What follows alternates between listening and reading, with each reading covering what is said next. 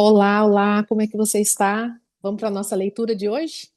Você está vendo uma sequência, não é? Nós saber que essa leitura, essa gravação será do capítulo 8 e o 9 do livro Paternidade, da pastora e apóstola Tânia Teresa.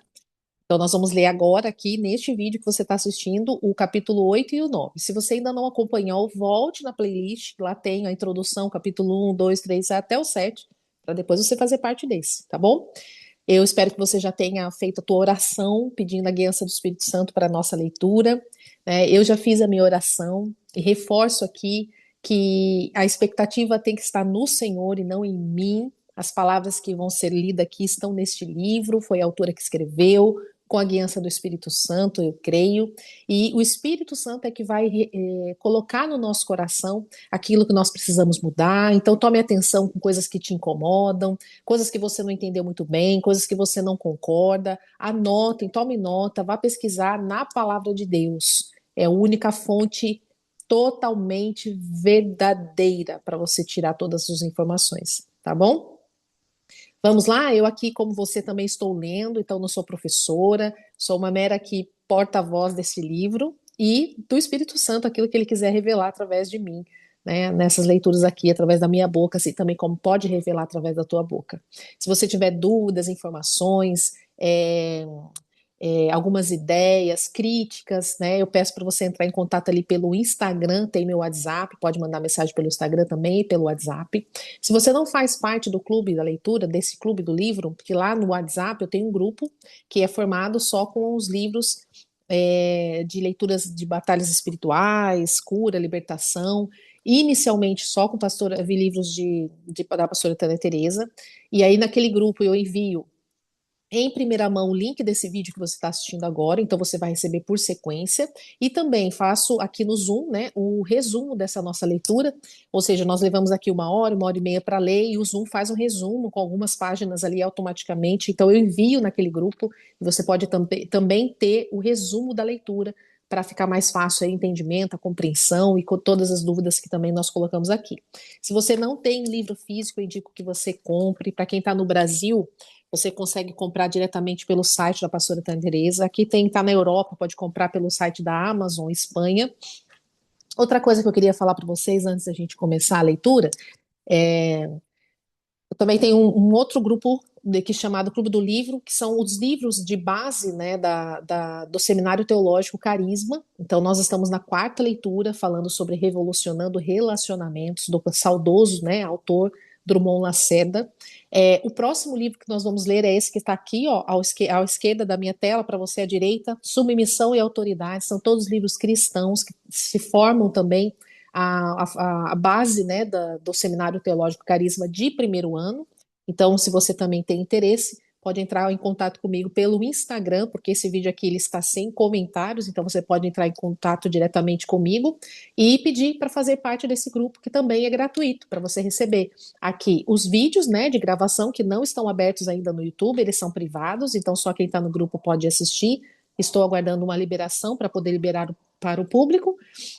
Mas também você também recebe o PDF, tá certo? Então, vamos lá para a nossa leitura? Vamos lá, com a ajuda e guiança do Espírito Santo, o Senhor revela no nosso coração as palavras que o Senhor tem para nós. Deixa eu ver aqui, em nome de Jesus, né? Amém. O Clube do Livro, Paternidade, capítulos 8 e 9. Eu espero que vocês estejam vendo aí. Então vamos lá. Hoje nós vamos ler sobre esse subtítulo aqui, né? Farisaísmo. Farisaísmo. Vamos lá. Fariseu é aquele indivíduo que, hoje em dia, nós chamamos de religioso. Religioso. Mas podemos nos aprofundar um pouco mais o significado dessa palavra.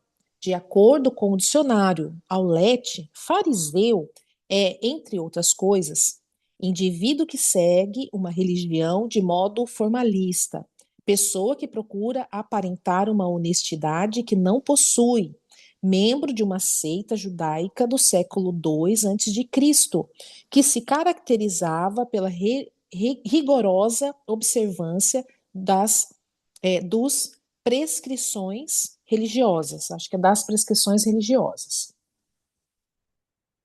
Agora vamos ver aqui que Mateus 6,5 diz: E quando orardes, não seja como os hipócritas, porque gostam de orar em pé nas sinagogas e nos cantos das praças, para serem vistos dos homens. Na verdade, vos digo que eles já receberam a recompensa. Na época de Jesus, para identificar um fariseu era muito fácil. Bastava reparar na maneira com que os mesmos falavam com Deus. Oravam. Normalmente era mais ou menos assim: Ó Senhor da glória, grande e tremendo és, majestoso, exaltado, poderoso é o Senhor. Os céus proclamam a tua glória. E assim por diante. A partir dessas palavras rebuscadas, eles oravam a um Deus distante, mas Jesus deixou-lhes uma instrução. Tu, porém, quando orares, entra no teu quarto, feche a porta, orarás ao teu pai, e que está em secreto, e o teu pai que te vê em secreto te recompensará. E orando, não useis vãs repetições como os gentios, porque presumem que pelo seu muito falar serão ouvidos. Mateus 6, 6 ao 7. Jesus veio à Terra para quebrar esse paradigma da comunicação com Deus que habita em um alto e sublime trono e resgatar o relacionamento do homem com o Deus Pai. E ele foi ainda mais profundo em seu ensinamento, dando-lhes um exemplo de oração. Mateus 6,9. Portanto, vós orareis assim: Pai nosso que estás nos céus, santificado seja o teu nome. Jesus foi claro ao dizer a palavra Pai. Ele estava ensinando que nós devemos chamar a Deus de Pai. Abra aqui um parêntese para dizer que essa não é uma oração no formato reza, como vimos, como vemos muitos fazerem hoje em dia, mas sim um modelo para que nós começássemos a conversar com Deus como o filho conversa com o pai. Devemos sim glorificar o nome dele, mas não podemos nos esquecer de que quando falamos com ele, estamos em uma conversa com o nosso pai. Neste mesmo capítulo, Mateus 6, Jesus deu outras instruções aos fariseus em relação à caridade. Quando, pois, dares esmolas, não toques trombetas diante de ti, como fazem os hipócritas, nas sinagogas e nas ruas, para serem glorificados pelos homens. Em verdade vos digo que eles já receberam a recompensa. Tu, porém, ao dares a esmola, ignore a tua mão esquerda o que faz a tua mão direita, para que a tua esmola fique em secreto, e o teu pai, que vê em secreto, te recompensará. Mateus 6, do 2 ao 4. Em relação ao jejum. Quando jejuares, não vos mostreis contristados, como os hipócritas, porque desfiguram o seu rosto a fim de parecer aos homens que jejuam. Em verdade vos digo que eles já receberam a recompensa. Tu, porém, quando jejuares, unge a cabeça e lava o rosto, com o fim de não parecer aos homens que jejua, e sim ao teu pai em secreto. O teu pai que vê em secreto te recompensará. Mateus 6, o 16 ao 18. Percebe que em cada instrução Jesus disse: E o teu pai te recompensará. E ele ainda foi além. Nos últimos versículos, nos deixou alguns conselhos sobre a ansiedade da vida, as ansiedades da vida. Aí tem a referência, tá? Você vai tomando nota e vai buscando lá na palavra o que diz a palavra sobre essa referência aqui, e esse texto esses assuntos que não texto. Em outras palavras, ele faz a mesma pergunta para você hoje. Quais são as suas preocupações? Você se preocupa sobre o que vai beber, comer ou vestir? Se a sua resposta for sim, leia com bastante atenção a resposta que Jesus te dá. E o seu pai é aquele que veste os lírios dos campos e alimenta as aves dos céus. Ele não vai deixar faltar nada para você. Você está preocupado com a economia? Está preocupado com as tarefas domésticas da sua casa? Está preocupado com as contas que você tem que pagar? Eu tenho uma boa notícia para você. O nosso Pai não deixará nada te faltar. Cuidar das coisas de Deus para que Ele cuide dos nossos, né? Em Mateus 7,17 diz assim: Ora, se vós que sois maus, sabeis dar boas dádivas aos vossos filhos, quanto mais o vosso Pai, que estás nos céus, dará boas coisas aos que lhe pedirem. Se tivermos que resumir o discurso de Jesus em uma só palavra, este seria Pai. Jesus não só dizia ser o Filho de Deus, como também incluía o povo nessa filiação. E foi justamente isso o que mais incomodou os religiosos da época, sendo inclusive acusado como blasfemo, em João 10:36.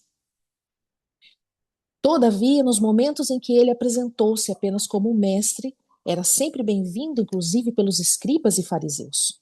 Podemos ler textos onde está escrito assim: indo para Nazaré, onde fora criado, entrou no sábado, na sinagoga, segundo o teu costume, e levantou-se para ler.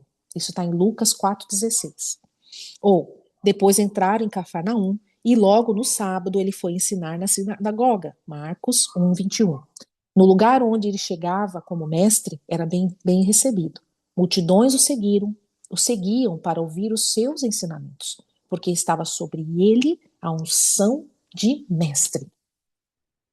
Tome nota dos versículos, dos capítulos, entre em contato com a tua Bíblia, né? Eu espero que você esteja lendo esse livro comigo, junto do livro, se você tem o físico, se você não tem, pode ler aqui acompanhando, né, pela tela, junto do teu caderno para você tomar nota, mas principalmente junto da tua Bíblia, né? Hoje em dia nós estamos assim com uma diversidade de informações na internet, muito delas não são verdades, então eu peço para vocês, busquem a Bíblia e tirem, né, tomem nota e vão buscar se realmente isso que eu estou lendo aqui para vocês e que está no livro, realmente está na palavra. Tenha uma fé ativa, né? Vá buscar, vá conhecer. E não é desonroso quando uma pessoa está falando algo que você vá consultar na palavra. É sim muito sábio da tua parte, né? Então vamos lá. Certo dia, Jesus perguntou a Pedro: Quem dizem que eu sou? Marcos 8, do 27 ao 30. Então não tem só isso, tem muito mais para você aprender lá. Então vá buscar. E o discípulo respondeu para uns que diziam ser João Batista, outro Elias ou alguns dos profetas. Mas bastava ele dizer que era filho de Deus, que o inferno se levantava contra ele. E os fariseus se enfureciam. Que blasfêmia! Como ele ousa dizer que é filho de Deus? Posso imaginar os religiosos de plantão conversando entre si. Se formos nos aprofundar ainda mais nesse tema e estudá-lo juridicamente, veremos que a principal razão para a condenação de Jesus foi porque ele afirmava ser filho de Deus. Quero fazer uma pausa para vocês e relembrar que a autora deste livro, a pastora Tânia Teresa, ela é juíza federal no Brasil. Então, ela sempre traz esses termos assim e esse entendimento jurídico para nós nos livros dela. E por isso incomodava tanto os fariseus? A resposta é simples. Eles eram órfãos espirituais. Agora nós vamos ler sobre o tema da orfandade espiritual. Eu indico para vocês seguirem a Cleo. Eu vou buscar certinho o Instagram dela. Peraí, só um minutinho. Não vou buscar depois, não. Vou buscar agora. A Cleo, ela é discípula, né, da pastora Tânia Teresa. E ela fala muito sobre isso aqui. Olha, ela tem até um curso, Cleo Araújo, Ministra de Libertação. Ela faz parte do Silk, né? Ela foi a minha conselheira no Silk, no qual eu fiz ali a confissão, né? Preenchi o formulário, ela conversou comigo, foi uma bênção. E ela tem um curso chamado assim, ó, da orfandade espiritual ao espírito de adoção. Então, a Cleo Araújo, ministra de libertação. Fica aqui a indicação para vocês. Espero que vocês estejam conseguindo ver. Ela pega muito bem centrado neste ponto aqui, que é da orfandade espiritual. Indico para vocês. Consumam o conteúdo dela, tá? É, um órfão espiritual é alguém que tem Deus no intelecto, mas não no coração. Tomem nota aí no caderno de vocês ou do livro de vocês. Um órfão espiritual é alguém que tem Deus no intelecto, mas não no coração. Quando não se tem a convicção de que Deus é Pai, a pessoa torna-se somente serva. Logo, a orfandade gera o farisaísmo. Você sabia? Peraí. Você sabia que os mesmos fariseus acusaram Jesus de blasfêmia, estava no templo lendo as profecias descritas por Isaías e todos os demais profetas menores há 700 anos antes de Cristo sobre a vinda do Messias? Mas no dia em que Jesus abriu o livro sagrado, leu a profecia de Isaías e disse que a mesma se cumpria nele, eles quiseram apedrejá-los. Todos na sinagoga ouviam essas coisas, se encheram de ira. Versículo 29. Levantando-se, expulsaram-no da cidade e o levaram até ao acimo do monte sobre o qual estava edificada, para de lá o precipitarem abaixo, jogar Jesus abaixo. Porém, Jesus, passando entre eles, se retirou. Imagine a cena, né? Eles pegam Jesus, levam para o monte para jogar ele lá. E eles passam, ele olha para eles, tipo, vocês não sabem o que vocês estão falando, alguma coisa assim, Jesus deve ter pensado, tô aqui parafraseando, imaginando, não é? Porque é isso que a gente tem que fazer quando a gente lê a Bíblia. Claro, com a guiança do Espírito Santo, não se vira doideira aí na nossa cabeça, né? E aí ele passa por eles. Olha, Jesus, porém, passando entre eles, retirou-se. Imagine essa cena, né? A soberania de Jesus. Enquanto os fariseus estavam nas sinagogas pregando sobre a vinda do Messias, Jesus, o Messias, estava do lado de fora do templo, nas ruas de Jerusalém, montado no jumentinho, mas eles não o reconheceram. Mateus 21, do 6 ao 9, diz assim: Indo os discípulos e tendo feito como Jesus lhe ordenava, trouxeram a jumento e o jumentinho. Então, puseram em cima deles as suas vestes e sobre elas Jesus montou. 8. A maior parte da multidão estendeu as suas vestes pelo caminho, e outros cortavam ramos de árvores espalhados pela estrada. E as multidões, tanto os que precediam como os que seguiam, clamavam: Hosana ao filho de Davi, bendito o que vem em nome do Senhor, Hosana nas maiores alturas. Eu falo para vocês consultarem na Bíblia de vocês, porque as traduções, elas podem ter algumas palavras ali que são diferentes e que fazem todo sentido para o nosso entendimento. Então, consulte, olha, essa tradução aqui que a pastora Tânia Teresa utilizou, eu não sei qual é, se é o NA, NVI, NAA, a ARA, mas veja qual que é a sua tradução e como esse versículo está, né? Porque você vai ter duas traduções ao mesmo tempo, essa que eu estou lendo aqui e a da tua Bíblia também. E foram esses mesmos fariseus que apresentaram Jesus diante de Pilatos para ser preso e gritaram: Crucifica, crucifica. Mas como é possível as mesmas pessoas que pregaram sobre a vinda de Jesus não o terem reconhecido quando ele veio? E pior ainda, o entregaram para ser crucificado. A única resposta plausível para isso é porque eles apenas conheciam a letra. Em 2 Coríntios 3,6 diz assim: o qual nos habilitou para sermos ministros de uma nova aliança, não da letra, mas do Espírito, porque a letra mata, mas o Espírito vivifica. Como é que está aí na tua tradução? Compartilha comigo aí no Instagram ou no grupo do WhatsApp, se você já faz parte. Simeão vezes fariseus. Naquela mesma geração, havia um homem que não era doutor da lei, nem mesmo reconhecido como um escriba. Antes era um senhor simples e humilde, chamado Simeão. Um dia, quando ele estava em casa, o Espírito do Senhor lhe direcionou a ir ao templo, pois veria o Messias. Revelara-lhe o Espírito Santo que não passaria pela morte antes de ver a Cristo o Senhor. Movido pelo Espírito, foi ao templo e quando os pais trouxeram o menino Jesus para fazerem com que Com ele, o que a lei ordenava, Simeão o tomou nos braços e louvou a Deus, dizendo: Agora, Senhor, podes despedir em paz o teu servo, segundo a tua palavra. Lucas 2, do 26 ao 28. Quem era o Messias que ele viu no templo? Um bebê no colo de Maria, sendo apresentado de acordo com os ritos judaicos. Né? Na época que eles também apresentavam os bebês, mas não batizavam os bebês, apresentavam, né? Consagravam ao Senhor. Até hoje é assim. Só há uma diferença entre Simeão e os fariseus: a conexão com o céu. Enquanto os últimos conheciam tudo sobre a Bíblia e os manuscritos, o primeiro, apesar de não usufruir de tal conhecimento, tinha intimidade com o Pai. Quando há intimidade em um relacionamento, é fácil identificarmos o que está se passando com determinada pessoa, somente pelo semblante. Observamos o olhar dela e sabemos se ela está triste ou feliz, cansada ou animada. Mas a religiosidade faz com que conheçamos a Deus apenas no intelecto e nos relacionamos com Ele como servos.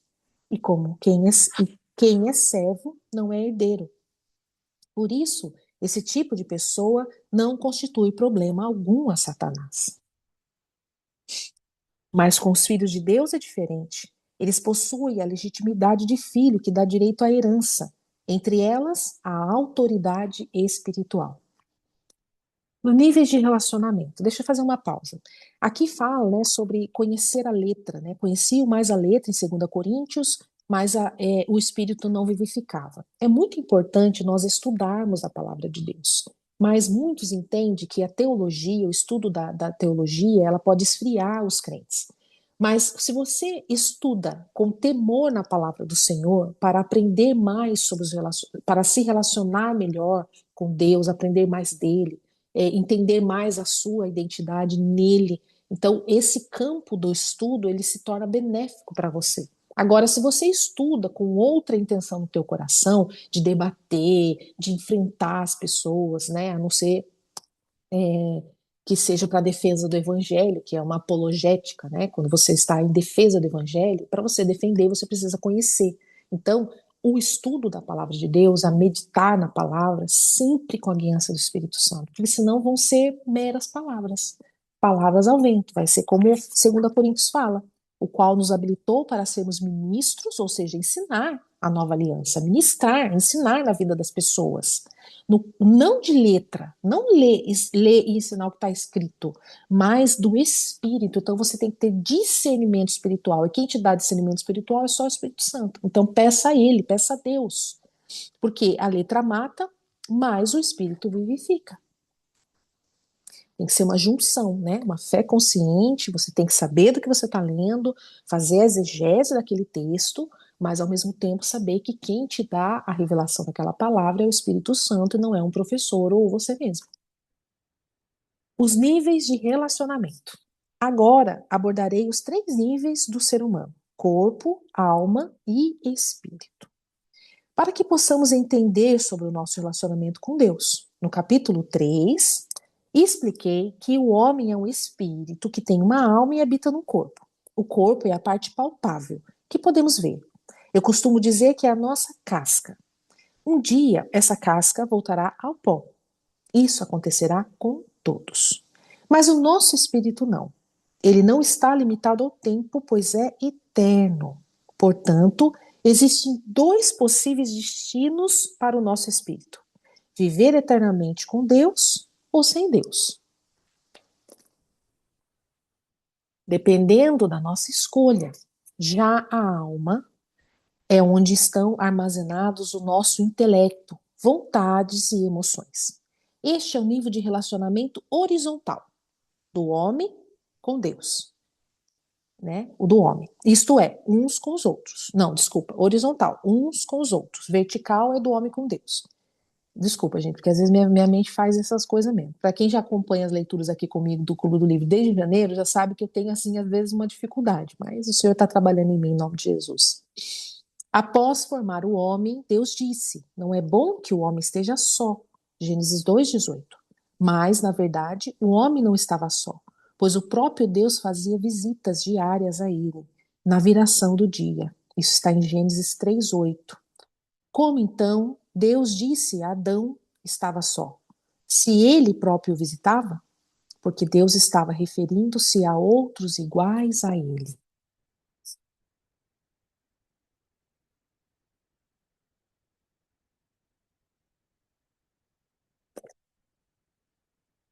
Na alma, nós nos relacionamos com os nossos semelhantes, sejam os nossos filhos, pais, irmãos, amigos, etc. É também na alma que encontramos todas as nossas emoções, tristezas, alegria, choro e riso. E também o nosso intelecto. A alma é a nossa caixa preta, que retém as informações de tudo o que aprendemos. Todos os ramos do direito civil, tributário, comercial que eu estudei, a fim de passar no concurso para juíza federal, estão armazenados na minha alma. Assim como tudo que você estudou e que continua estudando também está lá. Todavia, existe em nós outra porção, chamada espírito. E essa parte foi colocada por Deus em nós, para que possamos nos relacionar com o mundo espiritual. Pai, Filho, Espírito Santo e os anjos. Por escolhas erradas, podemos relacionar-nos também com demônios. Mas o espírito do homem foi formado por Deus para conectar-se a ele. 1 Coríntios 2,14 diz assim: Ora, o homem natural não aceita as coisas do Espírito de Deus, porque eles são loucura, e não podem entendê-las porque elas se discernem espiritualmente. Olha lá, ler a palavra com a guiança do Espírito Santo, você vai discernir espiritualmente. E a Bíblia, ela é toda espiritual, não é? Toda, toda espiritual. Sim, foi revelado pelo Espírito Santo. Eu estou tentando me corrigir aqui, mas eu acho que sim, é isso. Espiritualmente, o homem é capaz de discernir o coração de Deus. A Bíblia também diz que Deus é espírito e importa que os seus adoradores o adorem em espírito e em verdade. Sendo assim, é no espírito que o homem tem conexão com Deus e não na alma. Os fariseus tentam buscar outra forma de conexão. Estudam a Bíblia do mesmo jeito que eu estudei os ramos do direito. Eles sabem tudo, decoram cada versículo, mas todo esse conhecimento é adquirido somente no intelecto, na alma. Eles não têm intimidade com Deus, não escutam a voz do Pai, não têm conexão com o céu, pois a mesma só é possível por meio da morte e ressurreição de Jesus, onde foi aberto um novo vivo caminho que nos deu livre acesso à presença do Pai. Tendo, pois, irmãos, intrepidez para entrar no Santo dos Santos pelo sangue de Jesus, pelo novo e vivo caminho que ele nos consagrou pelo véu, isto é, pela sua carne.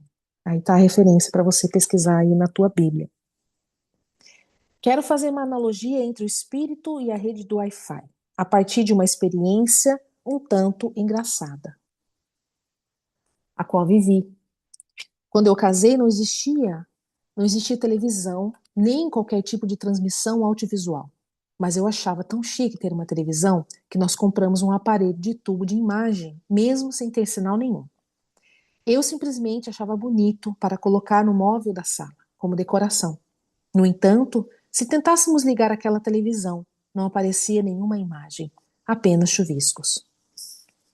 E eu me via observando aqueles chuviscos e dizendo para mim mesma: eu sei que uma hora a imagem vai aparecer, mas não aparecia nada.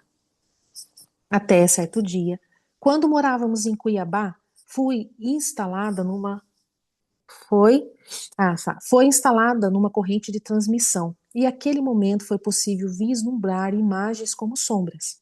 Então, sugeri o Otto, meu marido, que investíssemos em algo para melhorar aquela imagem. Já havia duas antenas na parte de cima da televisão e uma atrás. E adivinha o que fizemos para tentar melhorar a imagem? Colocamos um pedaço de bombril na ponta das antenas. E não é que a imagem ficou um pouco mais nítida? Mas continuava com sombra, como sombra. Quem já fez isso, gente? Eu sou da época que a minha mãe colocava bombril nas antenas da televisão e realmente melhorava um pouco. Mas continuava com sombra. Então, alguém nos sugeriu que colocássemos uma antena em cima da casa. afirmando que ajudaria a captar a imagem transmitida. E foi o que fizemos e melhorou muito.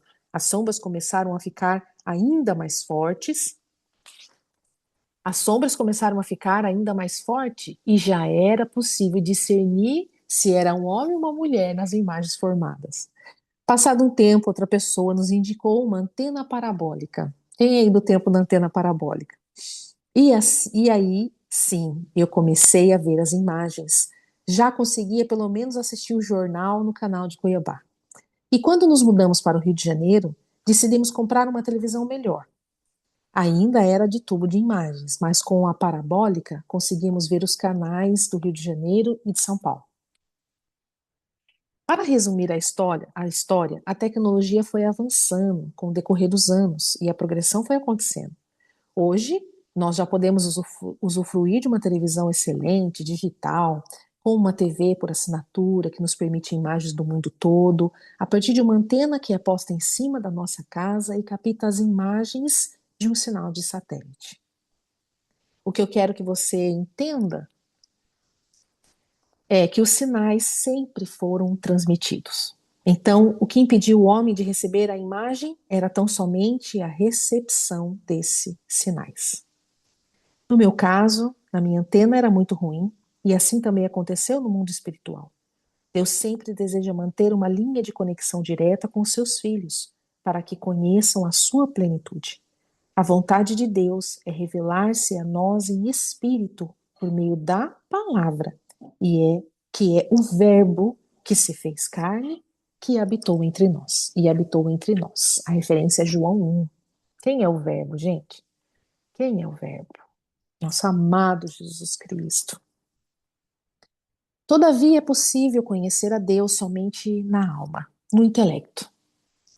A alma também é sobrenatural, porque ela não é visível. Se formos fazer uma pesquisa e retirarmos uma pequena uma pequena lâmina do córtex cerebral de uma médica, por exemplo, e colocar um microscópio de alta resolução, a única coisa que veremos serão neurônios e células cerebrais. E se, de igual modo, fizermos com o recém-nascido, o resultado será o mesmo. A diferença é que o primeiro veremos neurônios de uma mulher mais madura e no segundo os neurônios de um bebê. Mas aonde estão armazenados todos os estudos em medicina daquela mulher? Em uma caixa preta, que ninguém vê, chamada alma. E essa alma é sobrenatural. Gente, eu vou dar um testemunho para vocês, bem pequenininho, né, sobre mim. Eu conhecia, né, essa Deus e Jesus somente na minha alma, no meu intelecto, né, porque eu fui batizada na Igreja Batista, tinha 17 anos, 16 anos, 1998, e eu conhecia, pouco que eu conhecia, porque eu não lia a palavra de Deus. E quando eu comecei, de fato, ler a palavra de Deus, que essa transformação, esse sinal foi conectado em mim, através do Espírito Santo, pela palavra, como aqui diz em João 1, né? Então, a própria autora coloca aqui, pela palavra, a vontade de Deus nos revela a nós em espírito, né, através do Espírito Santo, por meio da palavra que é o próprio Jesus Cristo. Então, quando eu comecei a ter contato de fato em estudar a palavra de Deus, meditar na palavra dia e noite, eu consegui ter essa conexão com o Pai e entender que de fato, espiritualmente, coisas espirituais de alma, né, sobrenatural, discernir tudo isso que acontece depois verdadeiramente da nossa conversão. Então, o caminho começou lá em 98, minha conversão, né? Por quê? Que eu posso falar que a palavra, na Bíblia não tem a palavra desviado, né? Tem aquele que foi morto, desconectado do Senhor, está morto espiritualmente, mas nós usamos essa palavra, né? Desviado. Então, eu me converti, desviei, me converti nos caminhos, desviei, e assim foi até 35 anos, 36 anos, quando eu comecei de fato a ler a Bíblia pela primeira vez. Ali, de fato, esse sinal de Wi-Fi que a autora fala, foi realmente conectado. E aí, o verdadeiro, aquele que se converteu verdadeiramente à palavra de Deus e recebe essa conexão verdadeiramente, é muito difícil esse desviar. Muito difícil. Ele pode escolher ter conhecido Jesus e não quero mais. Também é uma questão de escolha. Mas desviar-se verdadeiramente estando conectado, é muito difícil, porque você tem o Espírito Santo dentro de você. Só uma escolha errada da tua parte que pode te fazer desconectar disso, né? Eu tenho aprendido no carisma que nós não podemos perder, nós não perdemos a salvação, uma vez que nós estamos conectados, salvos, limpos, né, vivos, né, espiritualmente, né, estávamos mortos e vivos estamos depois da nossa conversão e essa conexão com o nosso espírito, com o Espírito Santo, com o nosso espírito, não perdemos mais a salvação. O que nós precisamos entender é que nós erramos, pedimos perdão, confessamos e andamos. Erramos, confessamos e erramos e levantamos. O Senhor tem misericórdia. É claro que o Senhor conhece o profundo do nosso coração e vai saber e sabe qual é a intenção do nosso pedido, se é realmente verdadeiro aquilo que nós estamos nos confessando ali e reconhecendo de fato o nosso erro, né? Mas existe, eu aprendi agora na teologia sistemática, que existe também uma forma de perdermos a salvação, se a pessoa escolher deixar de servir a Jesus, seguir a Jesus, por escolha, né? Então, o livre-arbítrio aí sendo usado. A pessoa conhece, já teve experiência com Jesus, já teve experiência com o Espírito Santo, e mesmo assim escolhe deixar, desviar, tirar. Desviar é uma palavra que nós usamos, mas não está na palavra de Deus, não está na Bíblia. Mas para você entender, escolhe desviar-se do caminho de Deus. Pronto. O que você pensa sobre isso? Conte para mim se você aprendeu diferente, o que a palavra de Deus nos diz, me corrija se eu estiver errada, me corrija se eu estiver aprendendo errado, né? Nós estamos aqui para aprender. Eu aprendi essa semana sobre isso. E lendo aqui agora com vocês, eu lembrei. Então vamos lá, continuação da leitura. Logo, nós podemos passar 40 anos lendo a Bíblia e ainda assim não temos conhecimento de quem Deus é. Podemos virar doutores em teologia e nunca haver escutado a voz de Deus. Precisa haver nessa conexão. E é só o Espírito Santo que faz isso. Eu tenho aprendido também que quando nós estamos realmente disponíveis para ser quebrantado, liberamos o perdão, nós vamos pedindo para o Senhor limpar no caminho, assim, essa conexão, esse sinal, ele vai aumentando, aumentando, aumentando.